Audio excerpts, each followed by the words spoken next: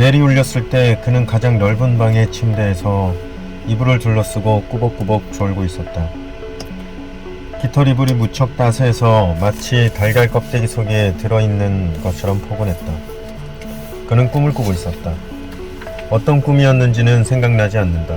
아무튼 기분이 좋아지는 뭔가 밝은 꿈이다. 하지만 그 순간 초인종 소리가 집안에 울려 퍼지면서 그 꿈을 어딘가로 걷어차 쫓아버리고 잠자를 다시 차가운 현실로 끌어냈다. 그는 침대에서 내려와 가운 끈을 고쳐 묶고 남색 슬리퍼를 신었다. 검은 지팡이를 들고 난간에 기대 천천히 계단을 내려갔다. 계단을 내려가는 것도 처음보다 훨씬 편해졌다. 하지만 꼬꾸라질 위험이 있다는 데에는 변함이 없다. 잠시도 방심할 수 없다. 그는 신중하게 한 단 한 단 발밑을 확인하며 아래층으로 향했다. 그 사이에도 초인종은 귀에 거슬리는 큰 소리를 쉴 새 없이 내질렀다. 초인종을 누르는 사람이 성급하고 집요한 성격의 소유자인 모양이었다. 겨우 계단 아래까지 내려간 그는 왼손으로 지팡이를 움켜쥐고 현관문을 열었다. 손잡이를 오른쪽으로 돌려서 안쪽으로 당기자 문이 열렸다. 문 밖에는 작은 여자가 서 있었다. 매우 작은 여자다. 용케도 초인종 버튼에 손이 닿았구나 싶었다. 하지만 잘 보니 여자는 결코 작은 게 아니었다. 등이 굽어 몸이 앞으로 푹 숙여진 것이었다. 그래서 작게 보였다. 하지만 체격 자체는 작은 편이 아니다. 머리는 앞으로 흘러내리지 않게 뒤로 묶었다. 숱이 꽤 많은 진한 갈색 머리다. 발목까지 가리는 길고 펑퍼짐한 스커트를 입고 후줄근한 트위드 재킷을 거쳤다. 목에는 줄무늬 면 스카프를 둘둘 감고 있다. 모자는 쓰지 않았다. 신발은 끈 묶는 탄탄한 반부츠. 나이는 아마 20대 초반일 것이다. 아직 앳된 티가 남아있다. 눈이 컸고 코는 작고 입술이 여인 달처럼 약간 한쪽으로 기울었다. 새까만 일자 눈썹 탓에 어딘지 의심 많은 성격으로 보였다. 잠자씨 댁이죠. 여자는 고개를 꺾어 아래쪽에서 잠자의 얼굴을 올려다보며 말했다. 그리고 몸을 굼실굼실 크게 뒤틀었다. 거센 지진의 습격을 받은 돼지가 몸부림치듯이. 잠자는 잠시 망설임 끝에 용기를 내어 대답했다. 그렇습니다. 자기가 그레고로 잠자니까 이 집은 아마 잠자신의 집일 것이다. 그러니 그렇게 대답해도 큰 문제는 없을 터였다. 하지만 여자는 그의 대답이 어쩐지 마음에 들지 않은 모양이었다. 그녀는 슬쩍 얼굴을 찌푸렸다. 아마도 잠자의 대답에서 희미한 망설임을 읽어낸 것이리라. 여기 정말로 잠자씨 댁이에요? 아가씨는 날카롭게 말했다. 연륜 있는 문지기가 추레한 몰골의 외부인을 추궁하듯이. 나는 그레고르 잠자예요. 잠자는 최대한 침착하게 대답했다. 그건 틀림없는 사실이다. 뭐 그럼 됐고요. 여자는 말했다. 그러고는 발밑에 놓인 큼직한 검은색 천 가방을 힘겹게 들어올렸다. 오랜 세월 사용했는지 군데군데 해졌다. 아마 누군가에게서 물려받은 것이리라. 어디 좀 볼까요? 그리고 여자는 대답을 기다리지도 않고 냉큼 집 안으로 들어섰다. 잠자는 문을 닫았다. 여자는 현관에 서서 가운데 슬리퍼 차림에 잠자를 미심쩍은 눈초리로 위에서 아래로 훑어보았다. 그리고 냉랭한 목소리로 말했다. 주무시는 걸 깨운 모양이네요. 아니야, 괜찮아요. 잠자는 말했다. 그리고 상대의 어두운 눈초리를 보고 자기가 입은 옷이 이 상황에 그다지 걸맞지 않다는 것을 알았다. 이런 차림새라서 미안한데 이래저래 사정이 좀 있어서요. 그는 말했다. 여자는 거기에 대해서는 별말 없이 입술을 일자로 꾹 다물었다. 그리고 말했다. 그래서요? 그래서요? 잠자는 말했다. 그래서 문제의 자물쇠는 어디 있죠? 자물쇠? 고장난 자물쇠 말이에요. 목소리에 짜증이 묻어났다. 여자는 그걸 숨기려는 노력은 아예 포기하고 있었다. 자물쇠가 고장났다고 수리하러 와달라고 했잖아요. 아하, 잠자는 말했다. 고장난 자물쇠. 잠자는 필사적으로 머리를 굴렀다. 하지만 의식을 한데 집중하자 다시 머릿속에서 시커먼 모깃대가 피어오르는 느낌이 들었다. 나는 아무 얘기도 못 들었는데요. 그는 말했다. 하지만 아마도 2층에 있는 문 중 어느 하나일 거예요. 여자는 얼굴을 확 찌푸리고 고개를 꺾어 잠자를 올려다 보았다. 아마도? 그 목소리에 한층 냉랭함이 더해졌다. 한쪽 눈썹이 쭉 축혀 올라갔다. 어느 하나? 잠자는 얼굴이 붉어지는 것을 느꼈다. 고장난 자물쇠에 대해 아무것도 모르고 있다는 것이 몹시 창피했다. 그는 헛기침을 했지만 선뜻 말이 나오지 않았다. 잠자씨, 부모님은 지금 안 계세요? 내가 부모님과 직접 얘기하는 게 나을 것 같은데. 볼 일이 있어서 밖에 나간 모양이에요. 잠자는 말했다. 밖에 나가요? 여자가 어처구니 없다는 듯이 말했다. 이 와중에 대체 무슨 볼일이 있다는 거죠? 잘은 모르겠는데 아침에 일어났더니 집안에 아무도 없었어요. 잠자는 말했다. 미치겠네. 아가씨는 말했다. 그리고 긴 한숨을 내쉬었다. 아침 이 시간에 수리하러 오겠다고 분명하게 말씀드렸는데. 미안합니다. 여자는 잠시 얼굴을 삐뚤음하게 틀었다. 그러고는 축혀 올린 눈썹을 천천히 내리고 잠자의 왼손에 들린 검은 지팡이를 바라보았다. 다리가 불편해요, 그레고르씨? 네, 조금. 잠자는 애매하게 말했다. 여자는 잔뜩 웅크린 자세로 다시 몸을 굼실굼실 크게 뒤틀었다. 그 동작이 무엇을 의미하는지, 목적은 무엇인지 잠자는 알 수 없었다. 하지만 그는 그 복잡한 몸의 움직임에 본능적으로 호감을 느끼지 않을 수 없었다. 여자는 포기한 듯이 말했다. 별 수 없네요. 일단 그 2층 문 자물쇠 좀 보죠. 이 난리판에 시내를 가로지르고 다리를 건너 힘들게 여기까지 왔어요. 정말 목숨 걸고 왔다고요. 그런데 아무것도 안 하고 그렇습니까? 집에 안 계시다고요? 네, 그럼 이만 하고 돌아갈 수는 없잖아요. 안 그래요? 이 난리판? 잠자는 뭐가 뭔지 영문을 알 수 없었다. 대체 뭐가 난리판이라는 걸까? 하지만 그에 대해서는 아무것도 묻지 않기로 했다. 더 이상 자신의 무지를 드러내지 않는 게 좋을 것이다. 여자는 몸을 반으로 접은 채 오른손에 묵직해 보이는 검은 가방을 들고 마치 벌레가 기어가듯이 꾸물꾸물 계단을 올라갔다. 잠자는 난간을 잡고 그 뒤를 천천히 따라갔다. 그녀의 걸음걸이가 그의 내면에 어떤 그리운 공감을 불러일으켰다. 여자는 2층 복도에 서서 4개의 문을 바라보았다. 자물쇠가 고장난 게 아마도 이 문들 중 어느 하나라는 거죠. 잠자의 얼굴이 다시 붉어졌다. 그래요, 어느 하나일 거예요. 그는 말했다. 그러고는 머뭇머뭇 덧붙였다. 저 어쩌면 왼편 가장 안쪽 문이 아닐까 싶기도 한데. 그것은 잠자가 오늘 아침에 눈을 뜬 가구도 없이 맨 마룻바닥을 드러낸 방의 문이었다. 싶기도 하다. 여자는 꺼진 모닥불을 연상시키는 무표정한 목소리로 말했다. 어쩌면. 그리고 몸을 돌려 잠자의 얼굴을 쓱 올려다 보았다. 왠지 그냥. 잠자는 말했다. 그레고르 잠자씨, 당신과 대화하는 거 아주 즐겁네요. 어휘가 풍부하고 표현도 적확하셔서. 그녀는 메마른 목소리로 말했다. 그러고는 다시 한 차례 한숨을 내쉬고 목소리 톤을 바꾸었다. 뭐 좋아요. 아무튼 왼편 가장 안쪽 문이라는 것부터 살펴보자고요. 여자는 그 문 앞으로 다가가 손잡이를 돌렸다. 그러고는 문을 밀었다. 문은 안쪽으로 열렸다. 방 안은 그가 나왔을 때와 전혀 달라진 게 없다. 가구는 침대 하나뿐이다. 방 한복판에 해류 속 외딴 섬처럼 덩그러니 놓여있다. 침대에는 그다지 깨끗하다고 할 수 없는 매트리스가 아무것도 씌워지지 않은 채 놓여있다. 그 매트리스 위에서 그는 그레고르 잠자로서 깨어난 것이다. 그것은 꿈이 아니다. 맨 마룻바닥이 썰렁하게 드러나 있다. 창문은 판자로 단단히 막혀있다. 그러나 여자는 그런 광경에도 딱히 놀라는 기색을 보이지 않았다. 그 정도는 이 도시에서 흔한 일이라는 듯한 반응이었다.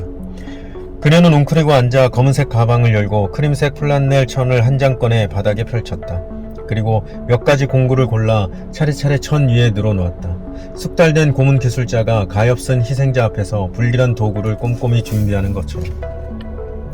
그녀는 우선 중간 정도의 굵기 철사를 들고 열쇠 구멍에 꽂아 익숙한 손놀림으로 이리저리 돌렸다. 그동안 그녀의 눈은 주의 깊게 가늘어졌다. 귀도 바짝 기울였다. 그리고 이번에는 좀 더 가느다란 쇠붙이를 들고 같은 동작을 되풀이했다. 그녀는 뭔가 마뜩찮다는 듯 입술을 중국 칼처럼 냉천한 모양으로 일그러뜨렸다. 그러고는 커다란 손전등을 들고 삼호막이 그지없는 눈초리로 자물쇠의 세부를 점검했다. 이 문 열쇠는 있어요?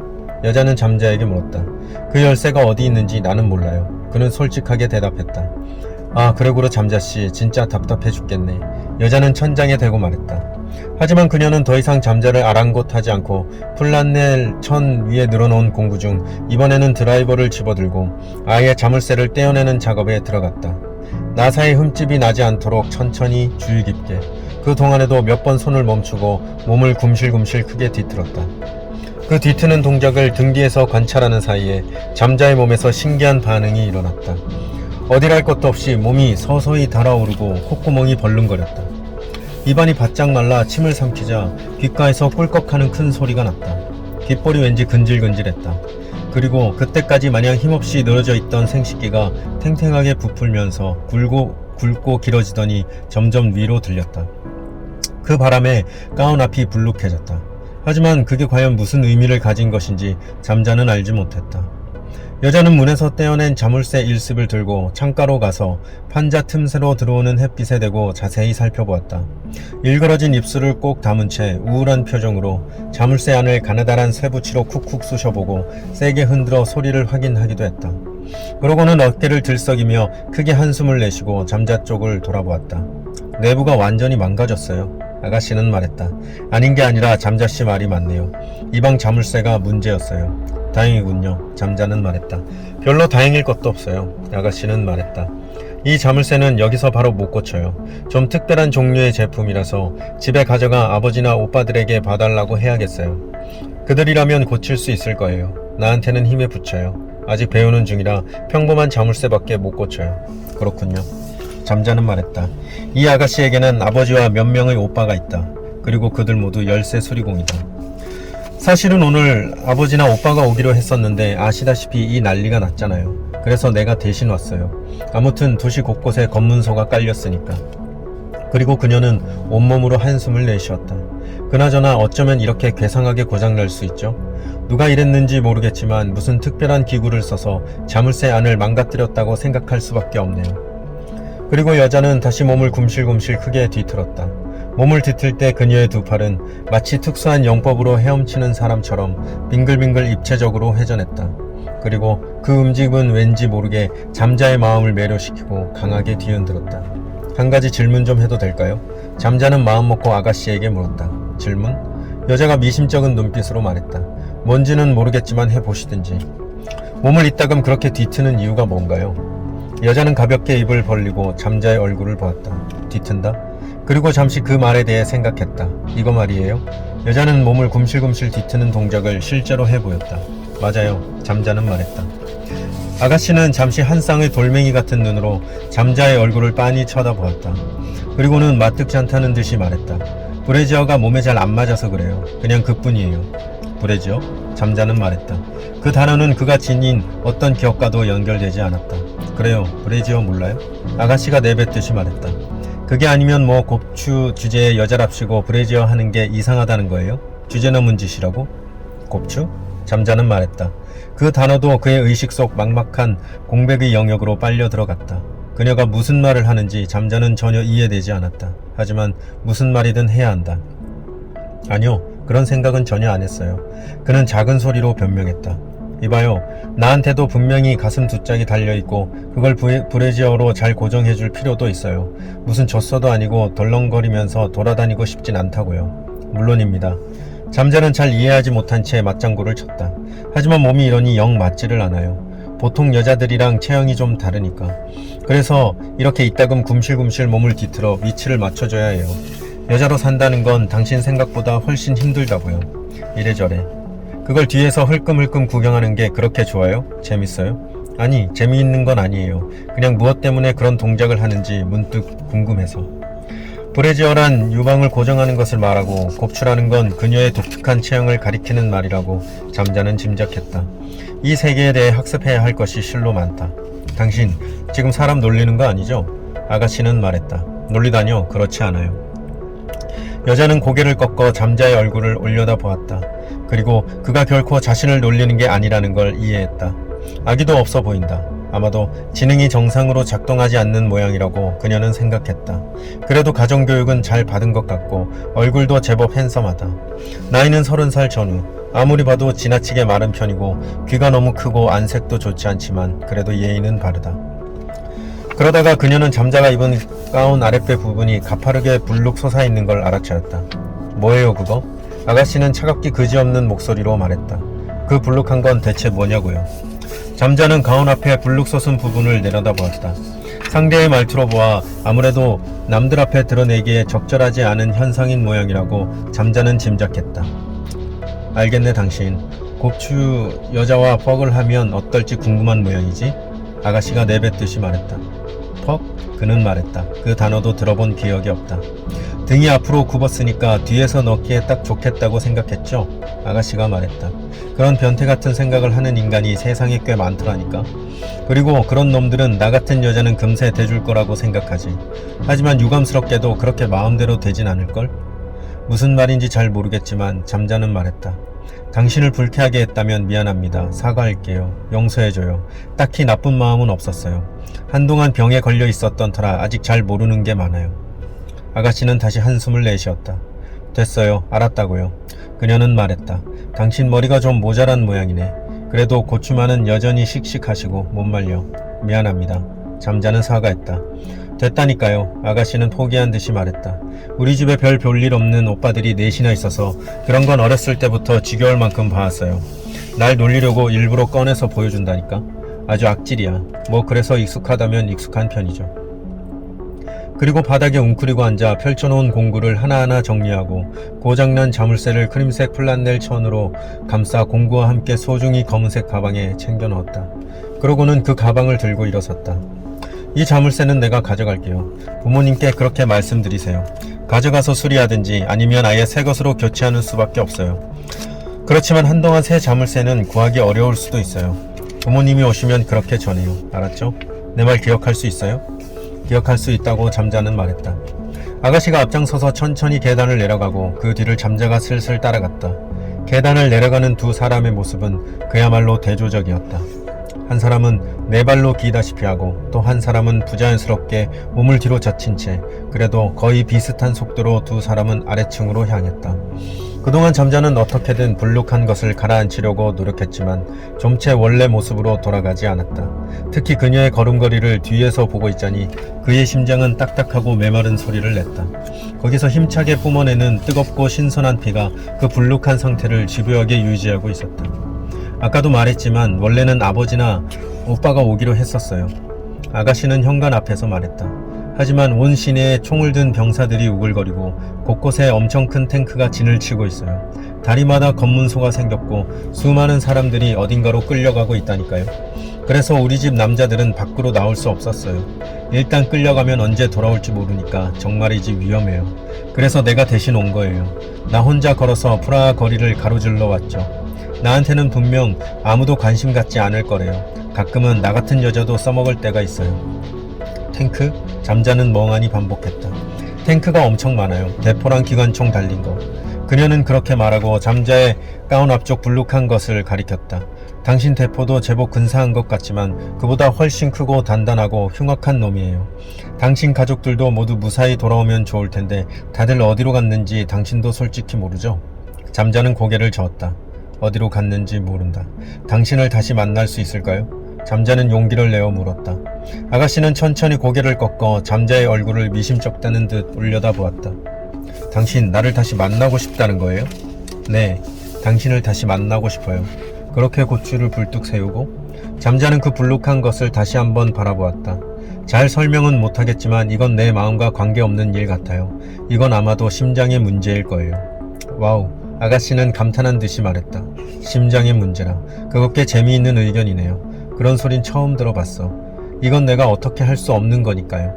그러니까 퍽과는 관계없다고요? 퍽에 대한 생각은 없어요. 정말로. 고추가 그렇게 단단하게 커지는 건 퍽에 대해 생각하는 것과 별개다. 그저 심장 탓이다. 당신은 그렇게 말하고 싶은 거예요? 잠자는 고개를 끄덕였다. 신께 맹세해요? 아가씨는 말했다. 신. 잠자는 말했다. 그 단어도 들어본 기억이 없다. 그는 그대로 잠시 침묵을 지켰다. 아가씨는 힘없이 고개를 저었다. 그리고 다시 굼실굼실 몸을 입체적으로 뒤틀며 브래지어 위치를 조정했다. 뭐 그건 됐어요. 신은 분명 며칠 전에 프라하를 떠난 모양이에요. 다른 중요한 볼일이라도 있나 보죠. 그러니 신에 대해서는 잊어버려요. 당신을 다시 만날 수 있을까요? 잠자는 다시 물었다. 아가씨는 한쪽 눈썹을 축혀 올렸다. 그리고 안개가 서린 먼 풍경을 바라보는 듯한 표정을 지었다. 날 다시 만나고 싶어요? 잠자는 말없이 고개를 끄덕였다. 만나서 어쩔 건데요? 둘이서 천천히 이야기를 하고 싶어요. 이를테면 어떤 이야기를? 아가씨는 물었다. 여러 가지 이야기를. 아주 많이. 그게 다예요? 당신에게 물어보고 싶은 게 아주 많아요. 잠자는 말했다. 무엇에 대해서? 이 세계의 내력에 대해서, 당신에 대해서, 나에 대해서. 아가씨는 그 말에 대해 한참 동안 생각했다. 그냥 그걸 거기에 쑤셔받고 싶다던가 그런 게 아니고 잠자는 똑똑히 말했다. 단지 나와 당신이 이야기해야 할 것이 아주 많다는 생각이 들어요. 탱크에 대해서, 신에 대해서, 브래지어에 대해서, 자물쇠에 대해서. 두 사람 사이에 잠시 깊은 침묵이 내려앉았다. 누군가 짐수레 같은 것을 끌고 집 앞을 지나가는 소리가 들려왔다. 어딘가 마음이 답답해지는 불길한 소리였다. 글쎄 어떨까? 아가씨는 천천히 고개를 저으며 말했다. 하지만 목소리는 아까만큼 냉랭하지는 않았다. 당신은 나에 대해 지나치게 집안 환경이 좋아요. 부모님도 귀한 아들이 나 같은 여자와 사귀는 건 환영하지 않겠죠. 게다가 지금 이 도시는 외국 탱크와 병사들로 넘쳐나고 있어요. 앞으로 어떻게 될지, 무슨 일이 일어날지 아무도 알지 못해요. 앞으로 어떻게 될지 그건 물론 잠자도 알지 못한다. 미래는 물론 현재도 과거도 그는 거의 알지 못한다. 옷을 입는 방법조차 모른다. 아무튼 며칠 뒤에 다시 여기에 올 거예요. 아가씨는 말했다. 자물쇠를 가지고 수리가 되면 그걸 들고 올 테고 수리가 안 되더라도 돌려주러 올 거고 출장비도 받아야 하고요. 그때 당신이 여기 있으면 다시 만날 수는 있겠죠. 이 세계의 내력에 대해 천천히 얘기할 수 있을지 어떨지 그건 잘 모르겠지만 어쨌든 부모님 앞에서는 그 불룩한 건 숨겨두는 게 좋아요. 평범한 사람들의 세계에서 그런 걸 여발한 듯이 남들 앞에 내보이는 건 별로 칭찬받을 짓이 못 되니까요. 잠자는 고개를 끄덕였다. 어떻게 사람들의 시선으로부터 그걸 숨길 수 있을지는 잘 모르겠지만 그건 나중에 생각하면 된다. 그나저나 이상한 일이죠. 아가씨는 사려 깊게 말했다. 세계 자체가 이렇게 무너져가는 판에 고장난 자물쇠 같은 걸 걱정하는 사람도 있고 그걸 또 착실히 고치러 오는 사람도 있어요. 생각해보면 참 이상야릇하다니까요. 그렇죠? 하지만 뭐 그게 맞는지도 모르겠어요. 의외로 그런 게 정답일 수 있어요. 설령 세계가 지금 당장 무너진다 해도 그렇게 자잘한 일들을 꼬박꼬박 착실히 유지해가는 것으로 인간은 그럭저럭 제정신을 지켜내는지도 모르겠어요. 아가씨는 다시 크게 고개를 꺾어 잠자의 얼굴을 빤히 바라보았다. 한쪽 눈썹이 쭉 축혀 올라갔다. 그러고는 입을 열었다. 그런데 쓸데없는 참견인지 모르겠지만 2층의 그 방은 대체 뭐 하던데요? 가구 하나 없는 방에 이렇게 튼튼한 자물쇠를 달아놓고 그게 망가졌다고 당신 부모님은 그렇게 걱정하고 그리고 창문은 왜 또 그렇게 두꺼운 판자로 막아놨어요? 그 방에 뭘 가둬두기라도 한 거예요? 잠자는 침묵했다. 만약 누군가가 무언가가 그 방에 갇혀 있었다면 그건 자기 자신 이외의 어느 누구도 아니다. 하지만 왜 자신이 그 방에 갇혀야 했을까? 하긴 당신한테 그런 걸 물어봤자 알 덕이 없죠. 아가씨는 말했다. 난 이만 갈게요. 늦게 들어가면 친구들이 걱정할 테니까. 부디 무사히 이 도시를 빠져나갈 수 있도록 나를 위해 기도해줘요. 병사들이 가엾은 곱추 아가씨를 못 보고 지나가 주기를. 그놈들 중에 변태 퍽을 좋아하는 놈이 없기를. 퍽을 당하는 건 이 도시 하나로 이미 충분하니까. 기도하겠노라고 잠자는 말했다. 변태퍽이 무엇인지 기도한다는 게 무엇인지 잘 알지는 못했지만 그러고는 아가씨는 등을 반으로 접은 채 무거워 보이는 검은 청가방을 들고 문 밖으로 나갔다. 당신을 다시 만날 수 있을까요? 잠자는 마지막으로 다시 한번 물었다. 누군가를 보고 싶다고 계속 생각하면 언젠가는 틀림없이 다시 만날 수 있어요. 아가씨는 말했다. 이제 그 목소리에는 아주 조금 다정한 여운이 담겨 있었다. 새들을 조심해요. 그레고르 잠자는 그녀의 굽은 등을 향해 말했다. 아가씨는 뒤돌아보며 고개를 끄덕였다. 한쪽으로 일그러진 입술이 살짝 미소 짓는 것처럼 보였다. 열쇠 수리공 아가씨가 몸을 앞으로 숙이고 둥근 돌이 깔린 거리로 멀어져 가는 모습을 잠자는 커튼 사이로 바라보았다. 그녀의 걸음걸이는 얼핏 어색해 보이지만 속도는 빈틈없이 재빠르다. 그 몸짓 하나하나가 잠자의 눈에는 매혹적으로 보였다. 마치 물매미가 수면을 스르륵 기어가는 것 같다. 그 걸음새는 어떻게 보건 두 다리로 불안정하게 걷는 것보다 훨씬 더 자연스럽고 이치에 맞는 방식이었다. 그녀의 모습이 사라지고 조금 시간이 지나자 그의 생식기는 다시 말랑하니 작아졌다. 한때의 거센 불룩함은 어느새 사라졌다. 그것은 이제 천진한 과일처럼 다리 사이에 온화하고 무방비하게 매달려 있었다. 한 쌍의 고환도 주머니 안에서 느긋하게 쉬고 있다. 그는 가운끈을 고쳐 묶고 식당 의자에 앉아 식은 커피를 마셨다. 이곳에 있던 사람들은 어디론가 가버렸다. 어떤 이들인지는 모르겠지만 아마도 그의 가족에 해당하는 사람들이리라. 그들은 무언가 이유가 있어 갑작스럽게 이곳을 떠났다. 그리고 두 번 다시 돌아오지 않을지도 모른다. 세계가 무너져가고 있다. 그것이 무슨 뜻인지 그레고르 잠자는 알지 못한다. 짐작도 가지 않는다. 외국 병사, 검문소, 탱크, 모든 것이 수수께끼에 쌓여있다. 그가 아는 건 자신의 마음이 다시 한번 그 곱추 아가씨를 만나고 싶어 한다는 것뿐이었다. 무척 만나고 싶다. 둘이 마주 앉아 실컷 이야기를 나누고 싶다. 둘이서 조금씩 이 세계의 수수께끼를 풀어나가고 싶다. 그녀가 굼실굼실 입체적으로 몸을 뒤틀며 브래지어를 바로잡는 동작을 여러 각도에서 바라보고 싶다. 그리고 가능하다면 그녀의 몸 여기저기를 만져보고 싶다. 그 피부의 감촉을, 온기를 손끝으로 직접 느껴보고 싶다. 그리고 온 세상의 여러 계단을 둘이서 나란히 오르내리고 싶다. 그녀를 생각하고 그 모습을 떠올리자 가슴속이 아련히 따스해졌다. 그리고 자신이 물고기나 해바라기가 아니란 사실이 점점 기쁘게 다가왔다. 두 다리로 걷고 옷을 입고 나이프나 포크로 식사하는 것은 분명 몹시 성가신 일이다. 이 세계에는 배워야 할 것이 너무도 많다. 하지만 만일 자신이 인간이 아니라 물고기나 해바라기가 되었다면 이렇듯 신기한 마음속 온기를 느끼는 일도 없지 않았을까. 그런 생각이 들었다. 잠자는 오래도록 눈을 감고 가만히 앉아 있었다. 그는 마치 모닥불을 쬐듯이 혼자서 그 온기를 조용히 맛보았다. 그러고는 마음을 정하고 일어나 검은 지팡이를 들고 계단을 향했다. 다시 2층으로 가서 옷을 올바르게 입는 방법을 어떻게든 깨쳐보자. 그것이 우선 그가 해야 할 일이었다. 이 세계는 그의 학습을 기다리고 있는 것이다.